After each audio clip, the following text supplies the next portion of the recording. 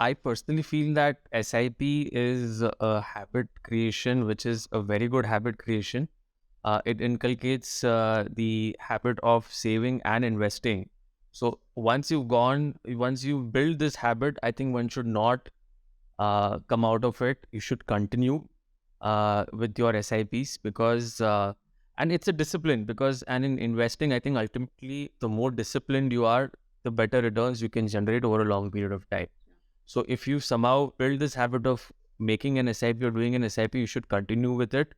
I would go a step forward and say that in any correction, you would need to top up your SIPs rather than stop your SIPs. What I feel is that generally in very long term, equities as an asset class does really well versus all the other asset classes.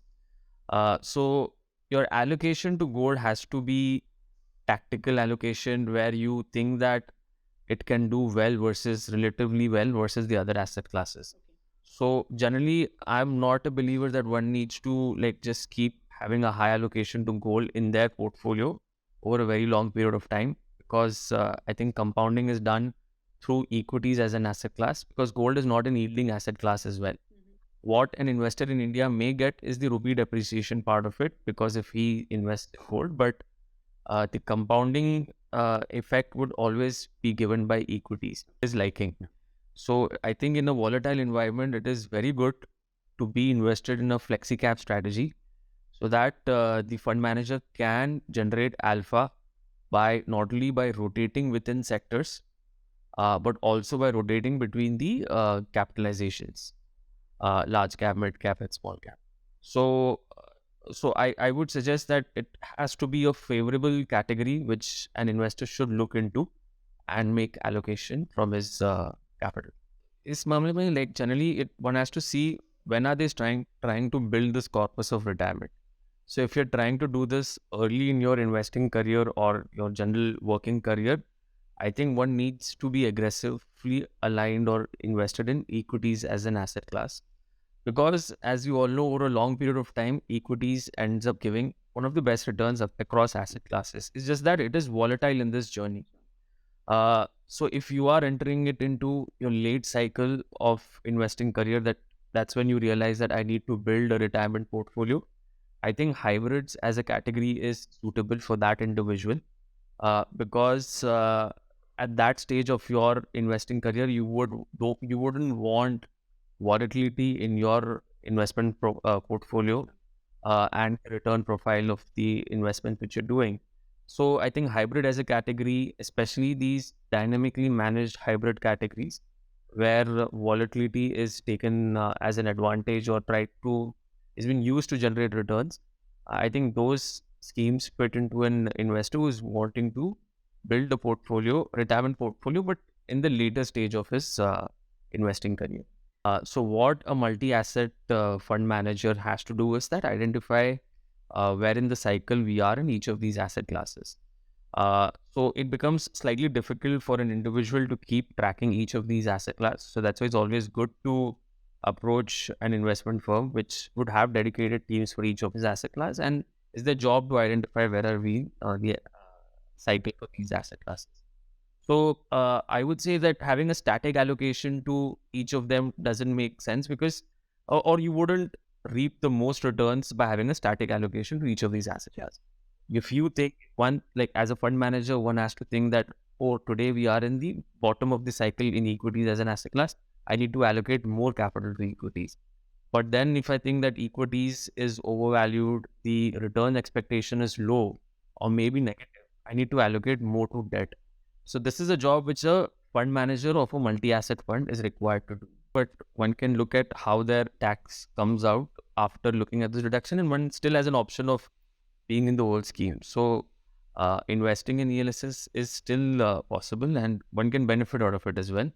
To your question of active versus passive ELSS scheme, I'm a believer that active ELSS scheme would be a better option because see, generally the alpha created by an active fund over a long period of time is higher than the cost saving which one can do by coming into passive because passive is ultimately the benefit of passive versus active is that it is lower the price of or the cost of managing the fund is cheaper than managing an active fund. But the alpha which an active fund manager can generate, that amount or quantum is higher than the cost saving which you can do.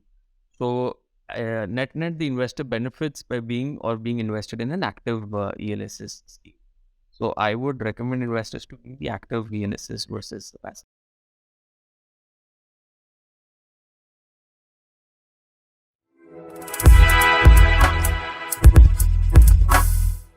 Hello friends, मेरा नाम नम्रता अरोरा है and welcome back to yet another exciting episode of mutual funds की बात। जैसे आप सब जानते हैं, म्यूचुअल फंड्स की बात में हम ग्लोबल और Indian economic conditions, commodities, stock markets and of course mutual funds के बारे में बात करते हैं। और हर एपिसोड में we try to get a speaker with a lot of experience from the mutual fund industry. तो आज भी हमारे साथ we have someone very knowledgeable. Today we have with us Mr. Ihab Dalwai, जो ICICI Prudential Asset Management Company में fund manager हैं. He is the lead fund manager for ICICI Prudential Large and Mid Cap Fund and ICICI Prudential Infrastructure Fund. ये ICICI Prudential Balanced Advantage Fund और ICICI Prudential Multi Asset Fund को भी co-manage करते हैं. ये जो है youngest थे in the history of the organization to be given additional responsibility of fund management along with the research role.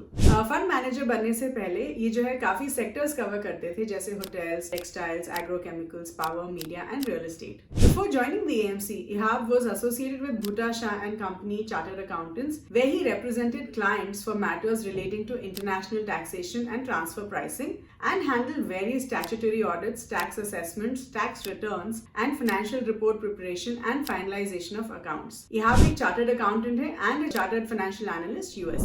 Hello everyone and welcome back to Mutual Funds Ki Baat.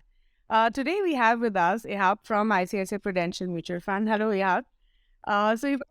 Let's get started with the questions. तो अगर देखा जाए तो I think हम सबको लग रहा था कि the worst is behind us, right? हमें लग रहा था कि inflation slow हो रहा है and there were hopes of rate cuts by the end of say 2023.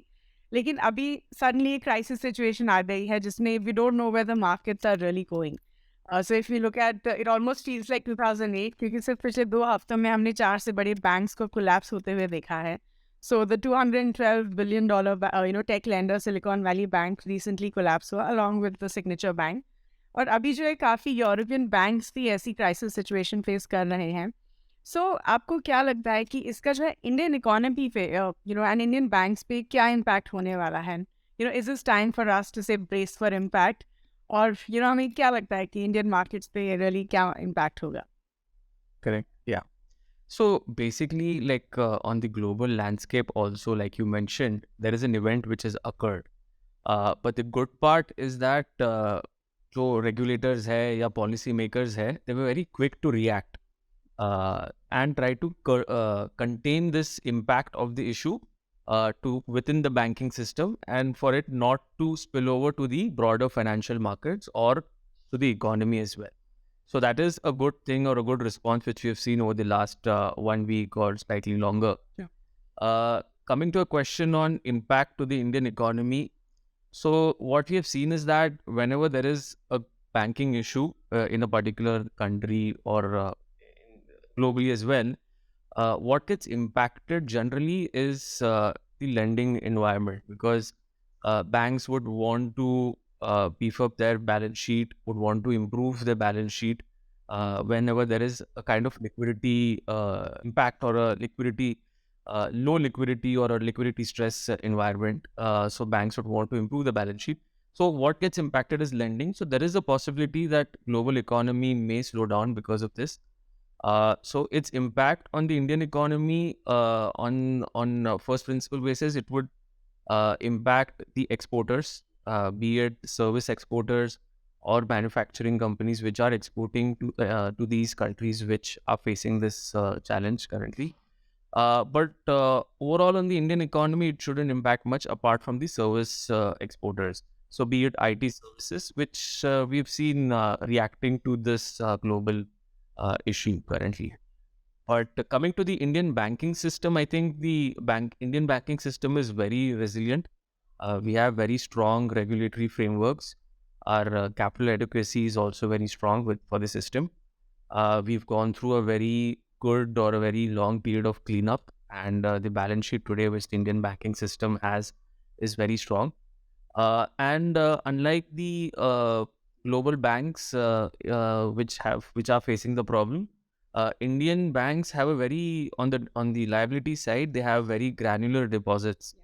So that should not be a problem that you're seeing some deposit outflows, and as a result of which you have to liquidate the asset side. So I think that should not be a problem for the Indian banking system. So I think Indian banking system is currently to what has evolved on the global landscape is currently, I would say, is immune to it. So should not impact it. So, okay, so that's not something as serious as we think it could be. Correct. Now, जब भी economic crisis पे होती है, एक standard measure लिया जाता है, which is rate cuts, right? And that's what helps the economy to come back on track. Very similar to the actions that we saw in 2020. अब ये जो US banks का जो crisis चल रहा है, जिसकी वजह से US Fed में choose to hold the interest rate hike cycle. और इसकी वजह से शायद there could be a rally for equity investors, क्योंकि इसकी वजह से obviously money would start flowing into equities, particularly in better performing countries like India. So what is your view on this?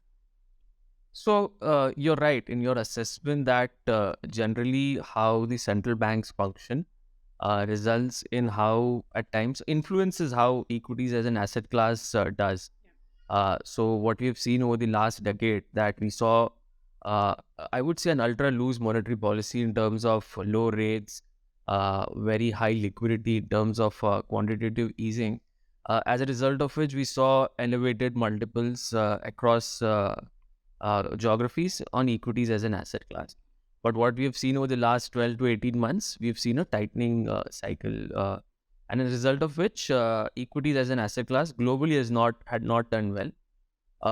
To your question that can this crisis lead to a slowdown, as a result of which rate hike can take a pause? I think what my assessment is that the US central banker will go by data currently, and what our assessment or my assessment is that the US data continues to come strong currently.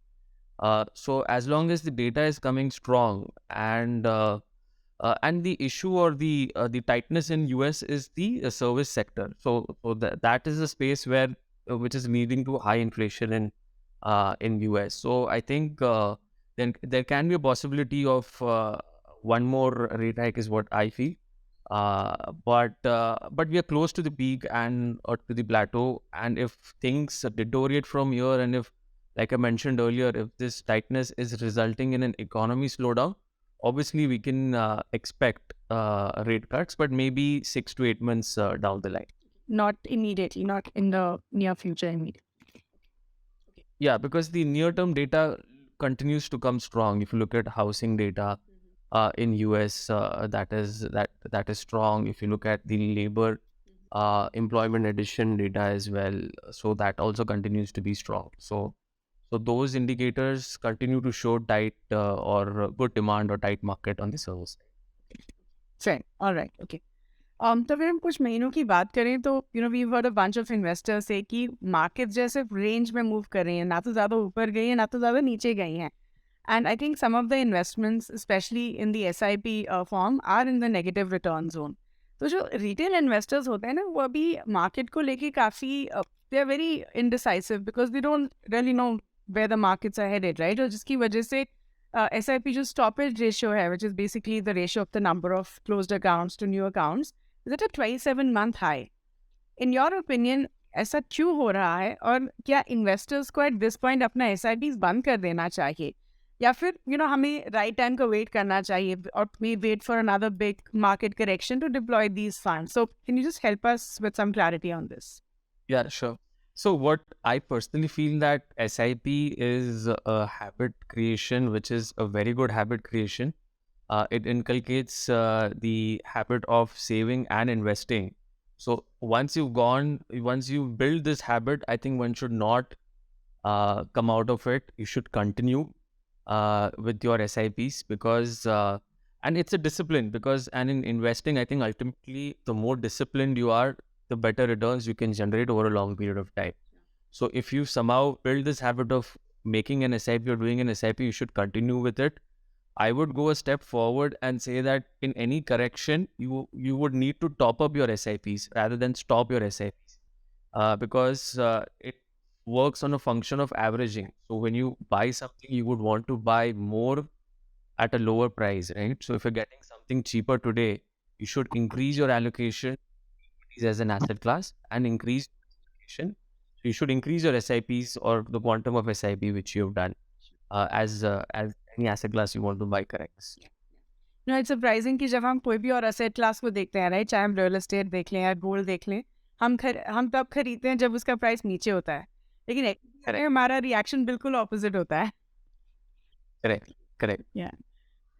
Okay, so talking a little bit about the correlation between gold and equity markets, I think all of us know that gold and equities move in opposite directions.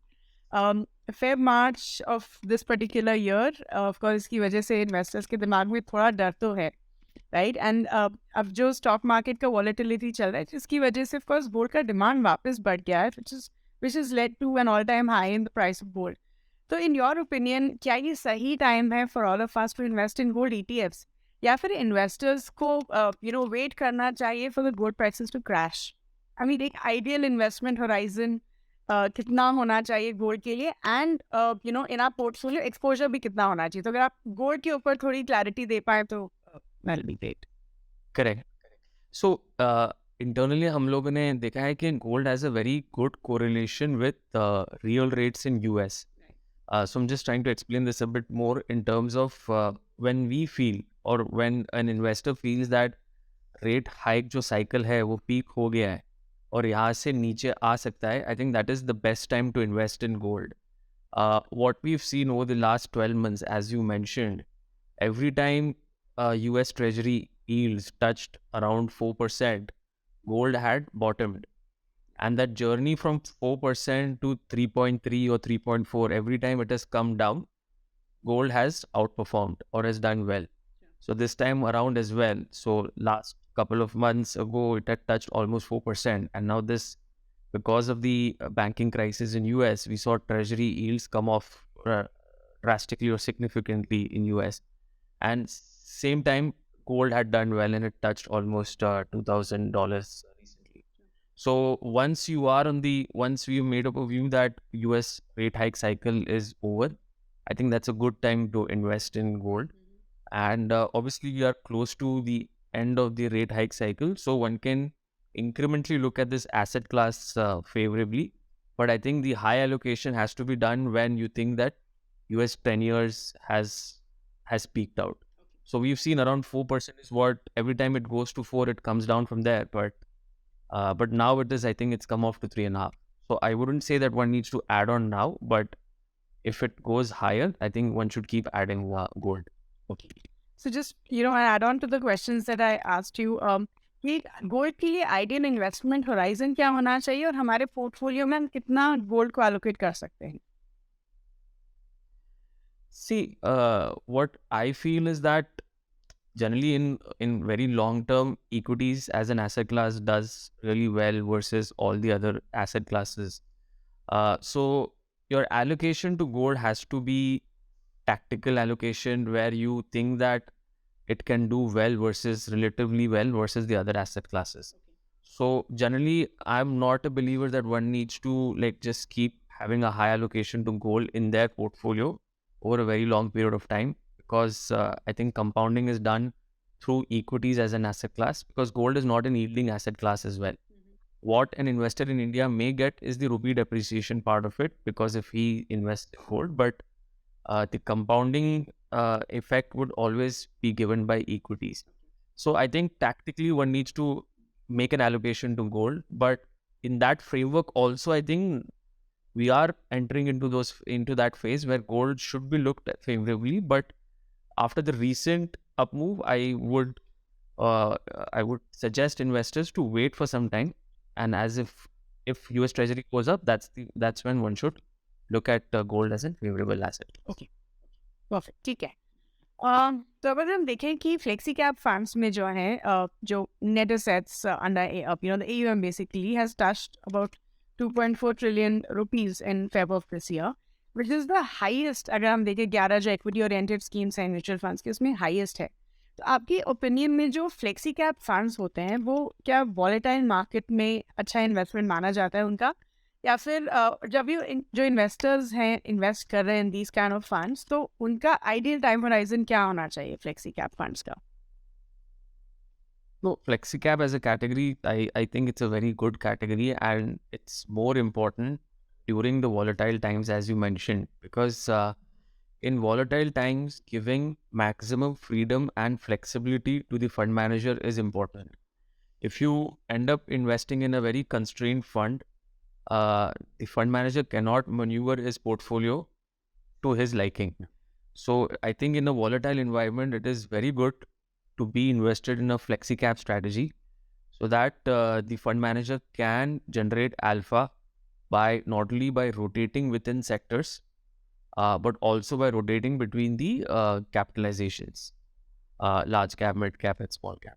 So, I would suggest that it has to be a favorable category which an investor should look into and make allocation from his capital. और हमारा ideal investment horizon क्या होना चाहिए flexi cap के लिए?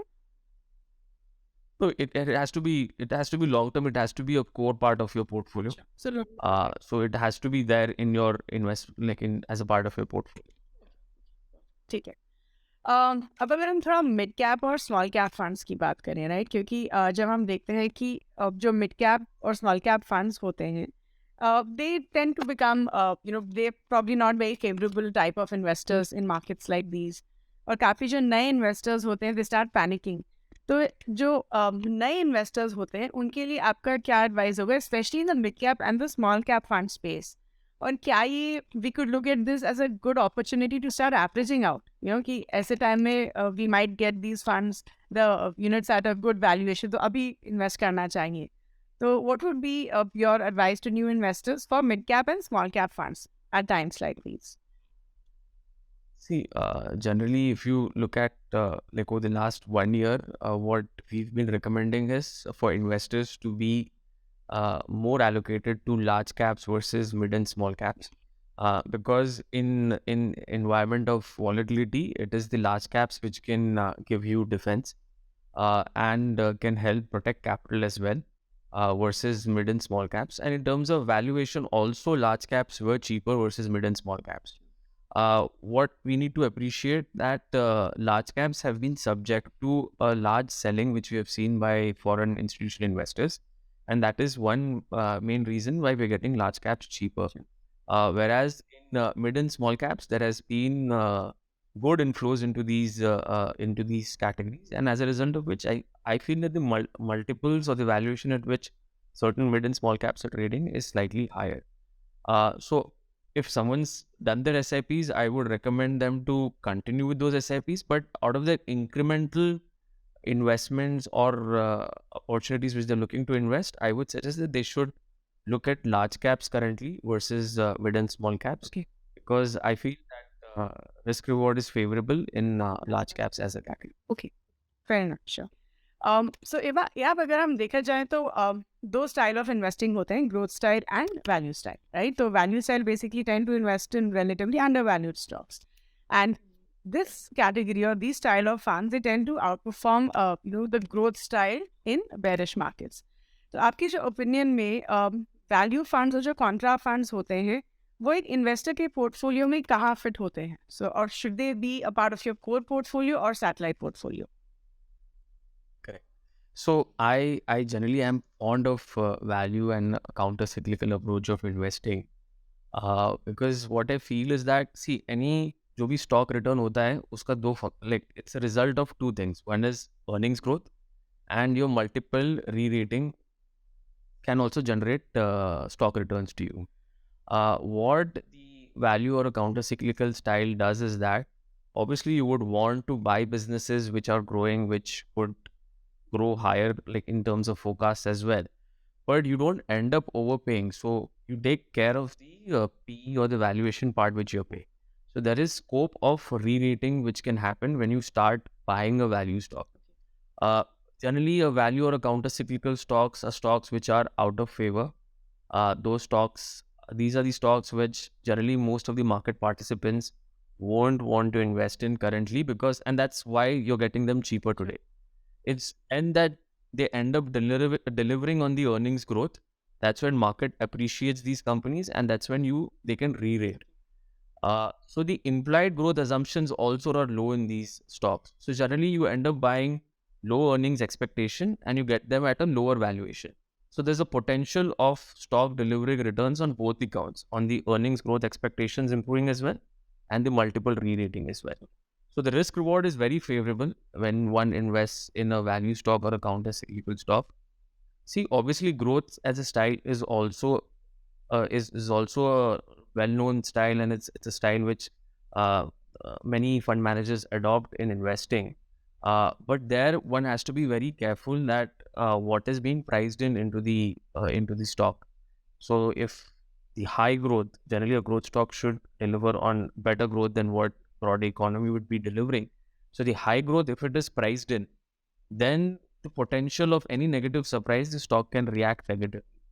So that is something which a growth style investor has to be wary of.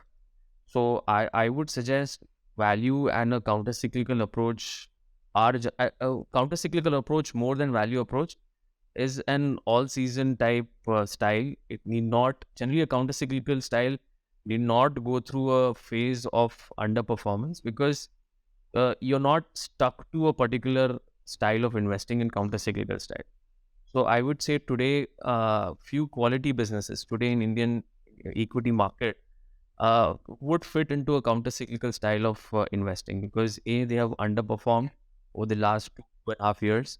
The multiples have corrected because investors have lost interest in these stocks. The expectations have also normalized in these stocks.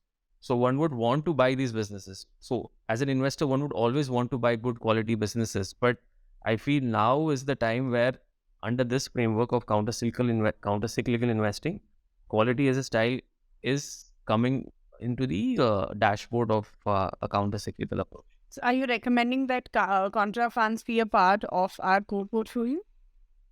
Yes, that is what I would do personally as well. Like, I would keep counter-cyclical or a value fund as a part of my core portfolio. अब अगर हम कुछ financial goals की बात करें तो retirement is a very very important financial goal for most investors, right? And a very serious one. And I think क्योंकि इतना important goal माना जाता है, बहुत सारे investors जो है काफ़ी कम risky investments में invest करते हैं for their retirement, क्योंकि उनको लगता है कि retirement goal के लिए हमें उतना risk नहीं लेना चाहिए. So considering this, जो investors होते हैं वो कैसे equity fund select कर सकते हैं to build into their retirement portfolio? So इस मामले में, like, generally one has to see when are they trying to build this corpus of retirement. So if you're trying to do this early in your investing career or your general working career, I think one needs to be aggressively aligned or invested in equities as an asset class. Because as you all know, over a long period of time, equities ends up giving one of the best returns across asset classes. It's just that it is volatile in this journey. So if you are entering it into your late cycle of investing career, that's when you realize that I need to build a retirement portfolio.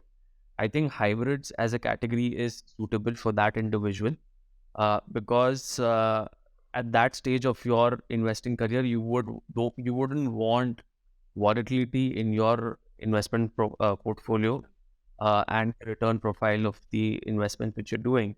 So I think hybrid as a category, especially these dynamically managed hybrid categories, where volatility is taken as an advantage or is being used to generate returns.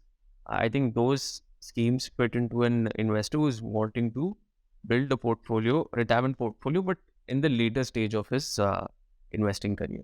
But ideally, I'm sure you would agree कि अगर एक investor को अपना retirement के लिए corpus build करना है, तो the sooner they start, the better it is. Exactly.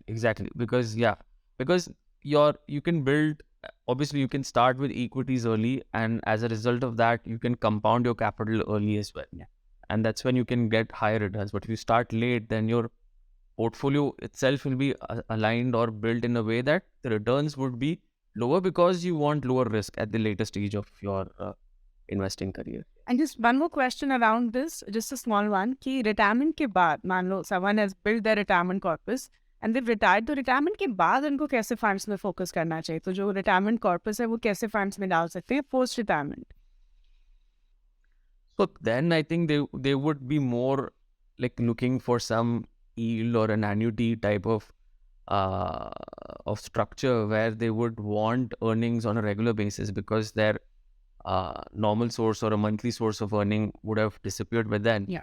So obviously, SWP type of strategy would be recommended to such investors, where they invest their corpus in a very low risk but a better strategy, like again these hybrid strategies, and then assign a SWP to that so that they can regularly get the income.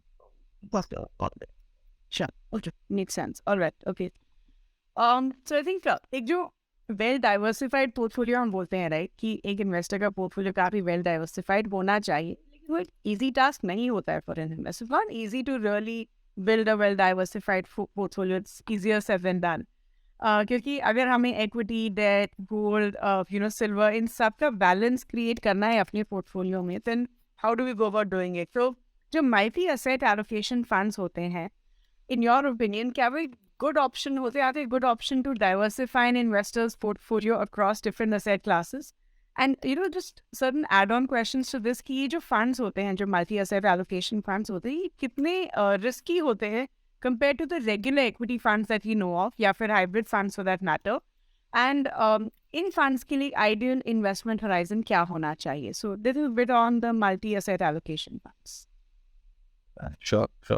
So, multi-asset, see, generally, obviously, see, each asset class, be it the different asset class which multi-asset can invest in, be it equities, debt, gold, a bit of InvIT, they have their own cycle. Each asset class will go through its ups and downs. So what a multi-asset fund manager has to do is that identify where in the cycle we are in each of these asset classes. So it becomes slightly difficult for an individual to keep tracking each of these asset classes. So that's why it's always good to approach an investment firm which would have dedicated teams for each of these asset class, and it's their job to identify where are we the cycle for these asset classes. So I would say that having a static allocation to each of them doesn't make sense because, or you wouldn't reap the most returns by having a static allocation to each of these asset classes. If you take one, like as a fund manager, one has to think that, oh, today we are in the bottom of the cycle in equities as an asset class. I need to allocate more capital to equities. But then if I think that equities is overvalued, the return expectation is low or maybe negative, I need to allocate more to debt. So this is a job which a fund manager of a multi-asset fund is required to do. So I would say that it is ideal for any investor who has any surplus savings to allocate that capital to multi-asset funds because the costs associated with shifting from one asset class to another would be higher for an individual if he tries to do it at his own end. Whereas if it's done in a mutual fund setup, it is more cost efficient. So that is one angle as well, and it becomes difficult for an individual to keep tracking where are we in the cycle. And to your point of how risky they are, obviously they are lower on the risk profile versus a pure equity fund.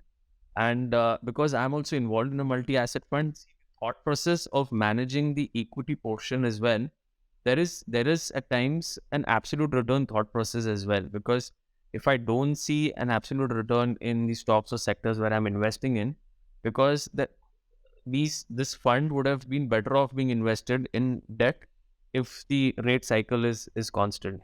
So there is always an absolute return thought process which reduces the downside risk if one adopts that while building an equity portfolio as well. So as a result of which, I think the risk profile is low.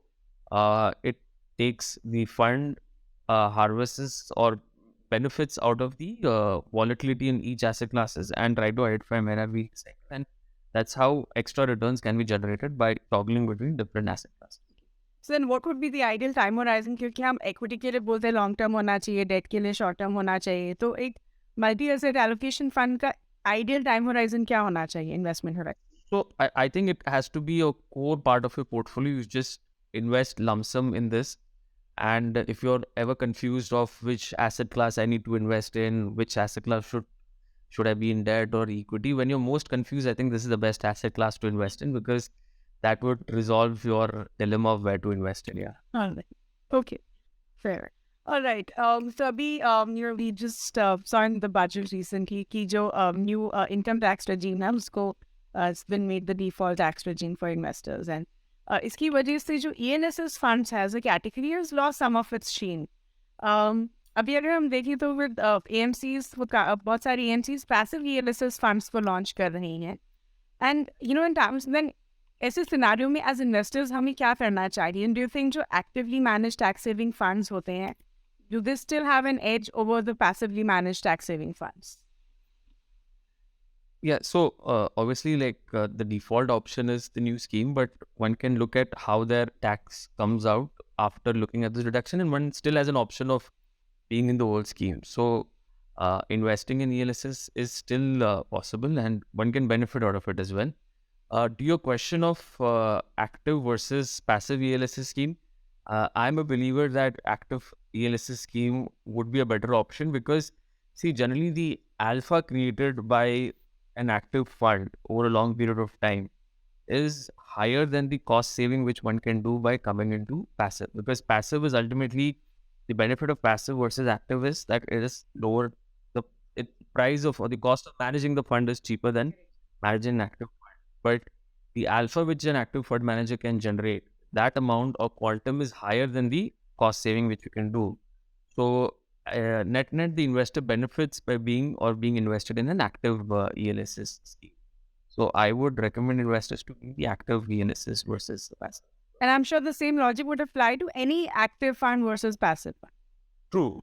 Not just. And generally what, at least what I think, is that passive funds also, like, people generally say that, oh, this is the index return. So passive funds also, to meet the index return is also difficult, because there's always a cost associated with rebalancing your portfolio on a regular basis as well.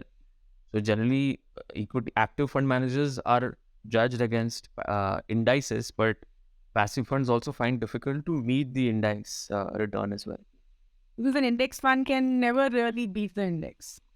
Right? Correct, because there are costs associated. You need to buy and sell shares as there are stocks move and up, weightages of that stock in the portfolio goes up and down. Yeah. Okay. तो अगर हम देखें तो हम generally जो है investors को suggest करते हैं कि ideally we should invest in large cap funds, mid cap funds etcetera. लेकिन अभी नया कैटेगराइजेशन आया है इन द म्यूचुअल फंड की, which is a large and mid cap as a category, right? तो आपके ओपिनियन में जो इन्वेस्टर्स हैं, should we look at investing in large and mid cap funds, या फिर हमें इन फंड्स में क्यों इन्वेस्ट करना चाहिए? क्या हम सेपरेटली नहीं इन्वेस्ट कर सकते हैं इन कैटेगरीज में, या फिर हमें तीनों होना चाहिए, large cap, mid cap and large and mid cap? So because this new category has come in, I am sure there is a lot of confusion कि what should I investor do. तो क्या आप थोड़ा इसके ऊपर में बता सकते हैं? No, sure. So what I feel is that, again, like I mentioned earlier, like having static allocation to asset classes in the multi-asset framework is something which I don't like. It has to be dynamic. Similarly, it happens. Similar is the case with the capitalization as well. Having a static allocation to large caps and mid caps also, I'm saying you will not generate as much returns as one can by moving between large and mid cap. I think the flexibility which obviously a Flexi Cap fund manager has, a large and mid fund manager also has. So it's not only that he needs, so the minimum requirement is that you need to be 35% in each category, large cap and mid cap, but the fund manager can be like 60-65% in large cap and balance only mid cap. And when he feels that mid caps have corrected, are available cheap, the fund manager would switch from large to mid cap. Sure. I think the switching between capitalization is also a source of return and alpha, which I think the investors should let the fund manager, like I'm saying, investors should generally see a fund manager who has shifted between large and mid cap, and rather than just and then try to choose the large and mid fund. If the fund manager has kept a constant or a static allocation to large and mid, I think the investor is better off investing in large and mid separately, because he can select the style which he wants to be with, because the same fund manager will have same style in large and mid, But in the other case, the investor can select, I want to be with this style of large cap investing, whereas on the mid cap, I prefer this style of fund manager or this style of investing. But I think to a large extent, अगर हमारा fund manager का preference नहीं है, then maybe large and mid cap funds would tend to reduce that confusion because Correct. Because like I mentioned, like today large caps are preferable versus mid caps. So I like a fund manager would have a higher allocation to large caps. But if mid caps correct over time and large caps do well, a large and mid fund manager is required to shift allocation to mid caps, and that's the source of extra return which an investor can get from this switch. All right, okay. तो अगर हम current market conditions की बात करें, people who want to start their investments in equity market, जो अभी शुरू कर रहे हैं times like these, would say something like a balanced advantage fund be a good fund to start with? Because ideally देखा जाए तो this would ये पूरा जो आपका complete equity risk है उसको कम कर देगा, and it will also help you in participating in the market upside. So would this be a right time to start your investments with balanced advantage funds? Correct. So I think this is like a stepping stone for someone who's wanting to invest in equities, because the investment experience for a new first-time investor or a new investor in equities is good through this fund, predominantly because it tries to reduce the risk or it tries to reduce the downside which an investor may experience if equity markets correct. And like I mentioned earlier as well, that these funds are devised or structured in a way that in case there is volatility in the market, the fund would try to generate return because of these volatility. Because there are balance advantages funds which are rebalanced on a daily basis. So as markets correct, the equity allocation increases in those funds, and as market goes up, the equity allocation reduces. So this process of daily rebalancing also reduces the risk and takes advantage of the volatility, and the NAV volatility which an investor experiences in balance advantage fund is very low versus a pure equity fund. So the journey of a new investor is good if he's the first time investor and trying to experience equities as an asset. So it is something that a first time investor could look at for sure. Correct. So now I think हम अपने सारे speakers से पूछते हैं to tell us a little bit about their investment journey in equity markets. So why don't you tell us a little bit about how you started and what your equity investing journey has been like? Correct, sure. So I started as a research analyst. So I've tracked power as a sector, media as a sector, real estate as a sector. So I tracked these sectors for almost 4-5 years. And then I got promoted into the fund management role, which I've been handling for more than 5 years now. So general approach which I take in managing public money or equity portion is that like I mentioned, I have a counter-cyclical approach of investing where I try to identify sectors and stocks which are currently beaten down out of favor and which are expected to do well in the medium to long term. So obviously, if you have this framework, you need to identify there can be traps in any framework. So like there are value traps, there are growth traps, quality traps. They can be counter-cyclical traps as well. So one easy example which we end up giving is that at times what is cyclically down may be structurally down as well because the consumer trend has changed. So you need to be very wary of the fact that you're not buying a structurally declining business because you feel that it's cyclically down and should bounce back, but it won't bounce back. So you need to understand that. So the learnings which I have in an investing journey or equities is that you need to build a framework of how you want to approach investing. One needs to build a checklist as well. Like if one is passionate about investing, one needs to have this approach because only when you follow your framework and have a checklist that you try to reduce the mistakes. It's that mistakes are generally done when one tries to go outside their core competence. So like if I think I can do better or good in a different style of investing, that's when I may end up making mistakes. So if one follows a particular style of investing or has a framework, stick to it, try to improve it, learn from your mistakes, And I think that's when one can have a good investing or an equity investing experience. So, in your personal journey as well, in terms of, I'm sure, you have a pretty strong personal investment journey. What would be some of the advice or learnings that you would want the first-time investors or new investors to know about? तो ऐसा उनको क्या आप advice देना चाहेंगे जिससे कि वो better investors बन पाए या better wealth create कर पाए through investments? So generally, like obviously, as a retail investor, one is subject to a lot of services and products which are available in the market. So if one is fond of a particular service or a product, and then you can just try to figure out whether this is a listed company, then try to figure out, go through its financials, go through its annual report, try to understand whether whether the balance sheet is strong. One other interesting thing is one needs to understand the industry structure also. So here, I think a retail investor may need to do a little more job trying to understand the industry structure. But a lot of focus ends up happening on demand side. Like we think, oh, this is a very good growth industry or a sector. This can just keep growing. It's a structural growth sector because it's an underpenetrated sector.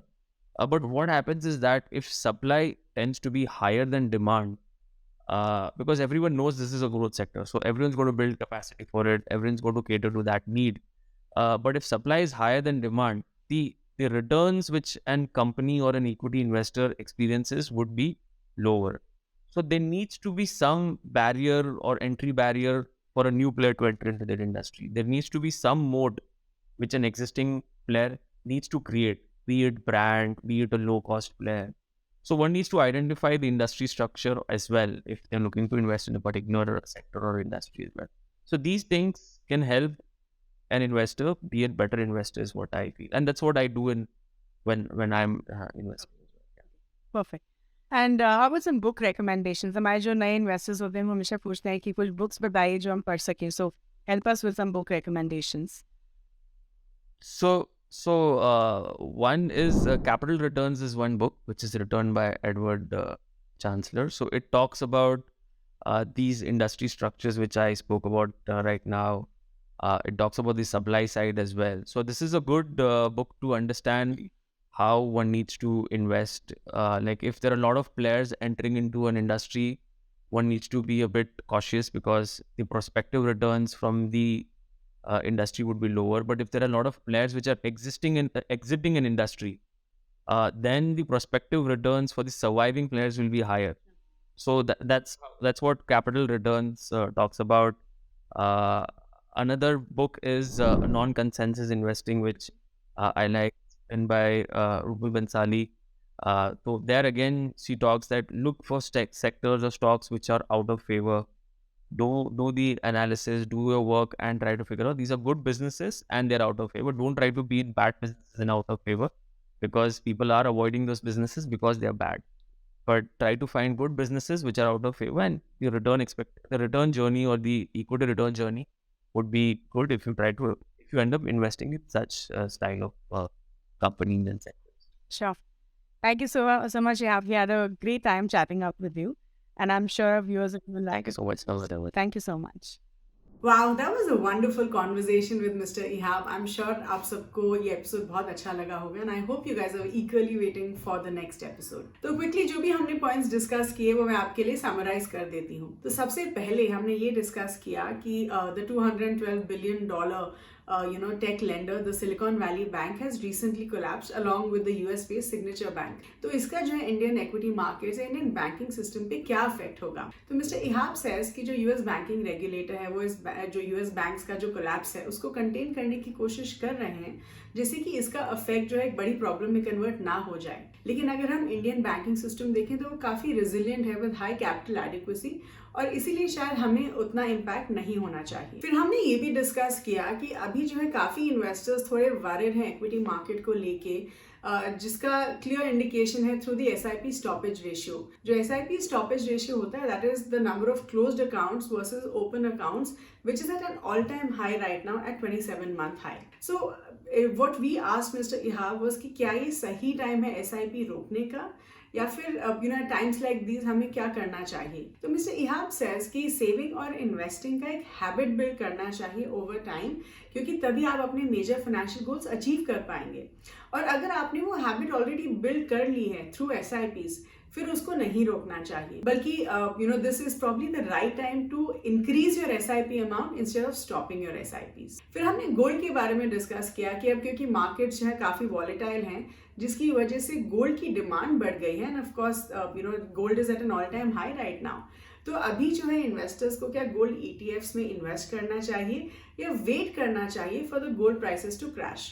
तो mister इहाब says कि अगर हम gold की बात करें तो gold एक tactical allocation होना चाहिए उसका हमारे पोर्टफोलियो में, विच मीन्स कि हमारे पोर्टफोलियो का एक छोटा सा हिस्सा जो है आप गोल्ड में इन्वेस्ट कर सकते हैं, क्योंकि देखा जाए तो गोल्ड जो है वो पावर ऑफ कंपाउंडिंग बेनिफिट नहीं देता है जो हमें इक्विटी ओरिएंटेड इन्वेस्टमेंट्स या इक्विटी म्यूचुअल फंड्स दे सकते हैं ओवर टाइम। फिर हमने थोड़ा flexi cap as a category के बारे में बात किया, वह भी डिस्कस किया। अगर देखा जाए तो net AUM in the flexi cap category वो है करीब 2.4 trillion rupees as of Feb 2023, जो अगर हम equity oriented mutual fund schemes की बात करें जो 11 कैटेगरीज होती हैं उसमें हाईएस्ट है। तो एज एन इन्वेस्टर क्या हमें फ्लेक्सी कैप फंड्स में इन्वेस्ट करना चाहिए as a part of our equity allocation? तो मिस्टर इहाब ने बोला कि फ्लेक्सी कैप फंड्स अच्छे फंड्स माने जाते हैं, क्योंकि फ्लेक्सी कैप फंड्स में जो है फंड मैनेजर अल्फा जनरेट करने की कोशिश करते हैं, not just by rotating sectors but by investing in large cap, mid cap and small cap depending on the market situation। तो इसलिए फ्लेक्सी कैप फंड्स अच्छा इन्वेस्टमेंट माना जाता है इन वॉलेटाइल मार्केट्स। लेकिन अगेन फ्लेक्सी कैप फंड्स जो है वो लंबे समय के लिए हमें इन्वेस्ट करना चाहिए to achieve our financial goals in the long term. फिर हमने ये डिस्कस किया कि एज एन इन्वेस्टर अगर हमें इक्विटी फंड्स में अपनी रिटायरमेंट के लिए इन्वेस्ट करना है तो हमें कैसे मैनेज करना चाहिए। तो मिस्टर इहाब सेज कि रिटायरमेंट के लिए सबसे पहले ये देखना चाहिए कि हमारे पास कितना टाइम है to get to that retirement stage. अगर हमारे पास लंबा समय है तो हम इक्विटी फंड्स में पैसा डाल सकते हैं या इन्वेस्ट कर सकते हैं, लेकिन अगर हमारे पास बहुत ज़्यादा समय नहीं है तो हम डायनेमिकली मैनेज हाइब्रिड फंड्स में इन्वेस्ट कर सकते हैं to reduce the volatility in our portfolio. Then we also discussed about multi asset allocation funds, और जो नए इन्वेस्टर्स होते हैं क्या उनको मल्टी एसेट एलोकेशन फंड्स में अपना पैसा इन्वेस्ट करना चाहिए। तो मिस्टर इहाब सेज कि अगर देखा जाए तो ऐसी कोई भी एसेट क्लास नहीं होती है जो बहुत अच्छा परफॉर्म करती है एट ऑल टाइम्स, और अलग अलग एसेट क्लासेस अलग अलग परफॉर्म करती हैं, और एक इंडिविजुअल इन्वेस्टर के लिए बहुत मुश्किल होता है to track the performance of different asset classes on a regular basis. तो इसलिए मल्टी एसेट एलोकेशन में जो फंड मैनेजर होते हैं वो जो है मैनेज फंड्स को मैनेज करते हैं across multiple asset classes, and इसीलिए जो है कॉस्ट भी कम हो जाता है कंपेयर टू अगर आप इंडिविजुअली अलग अलग एसेट क्लासेस में पैसा इन्वेस्ट करेंगे। तो इसीलिए for new investors multi asset allocation funds could be a good option. फिर हमने large and mid cap fund as a category के बारे में डिस्कस किया। मैं मिस्टर इहाब सेज कि जो large and mid cap funds category होते हैं they are able to generate alpha by switching between market capitalisations. तो अगर देखा जाए तो एक जो फंड मैनेजर है अगर उनका स्टैटिक एलोकेशन है पोर्टफोलियो में, then it make sense to invest in large cap and mid cap fund separately. लेकिन अगर एक फंड मैनेजर डायनामिकली पोर्टफोलियो को मैनेज कर रहे हैं तो large and mid cap fund as a category could be a better option compare to investing separately in large and mid cap funds. फिर हमने मिस्टर इहाब से उनके कुछ लर्निंग्स के बारे में पूछा in the equity market, and mister इहाब says कि अगर आपको इक्विटी मार्केट में इन्वेस्ट करना है तो सबसे पहले आपको इंडस्ट्री स्ट्रक्चर और फिर बिजनेस मॉडल्स जो होता है कंपनीज का वो समझना बहुत जरूरी है। Only then you should start investing in equity market. We also asked him for some book recommendation specially for new investors. तो mister Ihab recommends capital returns, investing through the capital cycle, a money manager's report by Edward Chancellor is a good read for new investors. So I hope this session was useful. I hope all of you had a good time listening to this conversation. Please do like this video, of course share it with everyone, and please do subscribe to the Groww Mutual Fund channel, and thank you so much for watching.